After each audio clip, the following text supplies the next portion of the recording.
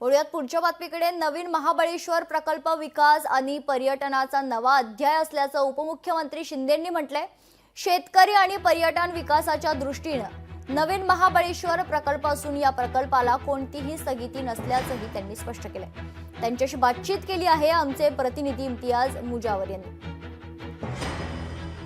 राज्याचे उपमुख्यमंत्री एकनाथ शिंदे 3 दिवसाच्या मुक्कामी आलेले आहेत। ते गावी आले असले तरी गावकरी म्हणून या ठिकाणी येतात आणि गावातला सगळा प्रश्न निकाली काढण्यासाठी आज त्यांनी पूर्णतः या परिसर आज पिंजून काढलेला आहे। साहेब, नवीन महाबळेश्वर प्रकल्पाच्या माध्यमातून या विभागाचं सोनच होणार आहे, मात्र मध्यंतरी स्थगिती आली म्हणून असं लोकांच्या मध्ये आता ती भीती आहे की साहेबांनी एवढा मोठा प्रोजेक्ट आणला आमच्यासाठी आणि ती स्थगिती आली, त्यामुळे शेतकऱ्यांमध्ये थोडासा संभ्रम आहे। त्याच्या बाबतीत काय सांगाल? नाही, पण नवीन महाबळेश्वरला स्थगिती वगैरे नाही आहे। उलट जी गावं अगोदर 250 गावं होती, आणखी 292 गावांनी इच्छा व्यक्त केली आहे आणि कन्सेंट दिले आहेत की आम्हाला देखील या नवीन महाबळेश्वरच्या या प्रकल्पामध्ये सामावून घ्या।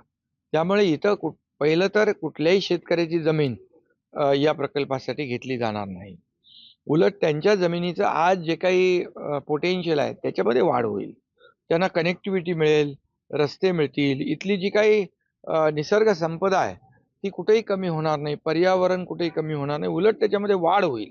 आणि त्यामुळे आज जे पोटेन्शियल आहे त्याच्यामध्ये वाढ होऊन आज जे महाबळेश्वरमध्ये कंजेशन होत आहे ते डिकंजेस्ट होईल, लोक मोकळ्या वातावरणामध्ये येतील, पर्यटक वाढतील, पर्यटनाला चालना मिळेल आणि इथल्या लोकांना रोजगार मिळेल।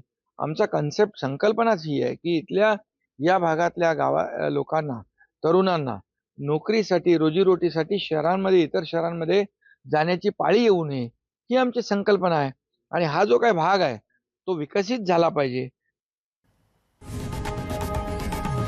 लोकशाही मराठी ऐका, पहा, जागरूक रहा।